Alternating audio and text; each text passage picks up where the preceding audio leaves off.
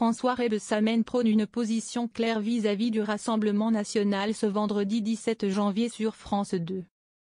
Le ministre de l'Aménagement du territoire respecte les élus du parti d'extrême droite, tant que ces derniers ne portent pas des discours de haine, de racisme, d'antisémitisme. Bien sûr que je respecte l'ensemble des votes des Français, je respecte la représentation nationale. Mais je combats depuis toujours la xénophobie, le racisme et l'antisémitisme. Et ça ne va pas s'arrêter aujourd'hui, explique-t-il. 3 jours plus tôt, l'ex-maire de Dijon a déclaré sur BFM TV respecter toutes les forces politiques, sauf le RN, entraînant l'ire du président du parti d'extrême droite, Jordan Bardella. Je respecte chaque Français. Ce dernier a demandé au chef du gouvernement François Bayrou de recadrer son ministre. Évoquant le respect dû auprès de 11 millions d'électeurs qui ont voté pour l'alliance d'extrême droite entre le RN et Éric Ciotti au premier tour des dernières élections législatives.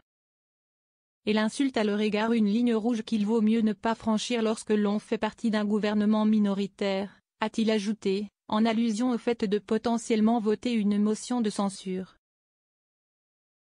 En réponse, l'ancien ministre de François Hollande a précisé sur X, « Je respecte chaque Français ».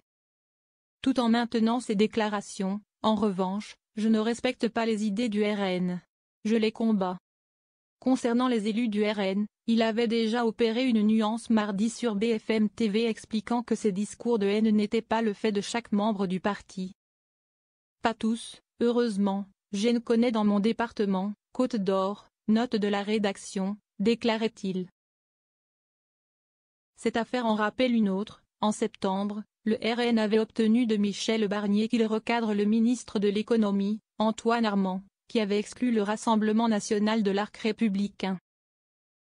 Cependant, la conclusion semble différente cette fois-ci. Aucun recadrage n'a été rapporté jusqu'ici, même si le gouvernement a pris ses distances, indiquant que cette position n'est pas la sienne. Par ailleurs, l'extrême droite, qui pesait de tout son poids sur le précédent gouvernement, est cantonné à jouer les seconds rôles jusqu'ici, François Bayrou privilégiant les ouvertures vers le PS.